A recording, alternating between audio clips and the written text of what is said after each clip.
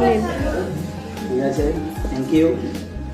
পান্ডগোপাল দাস এবছর Indian রেলওয়েতে join করেছে, আমারই ছাত্র, 8 নম্বর ব্যাচের ছাত্র ছিল। ঠিক আছে, সবাই জোরে হাততালি দাও। কনগ্রাচুলেশনস। বলো সৃজন একটু সরে। বলো তুমি বলো, তখন তো এত কিছু ছিল না। আমরা তো আগে ওখানে ব্যাচ ছিল, ওখানে পড়তাম। এখন অন্য ব্যাচ স্টার্ট করলো, সেখানে আবার স্যারের কাছে জয়েন করলাম।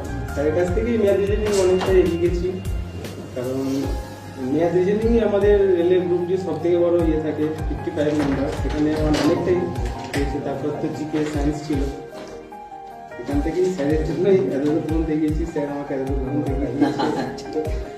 ঠিক আছে, তুমি ভালো থাকবে, শুভকামনা রইলো। ওরাও চেষ্টা করুক, সবাই পাবে। ঠিক আছে।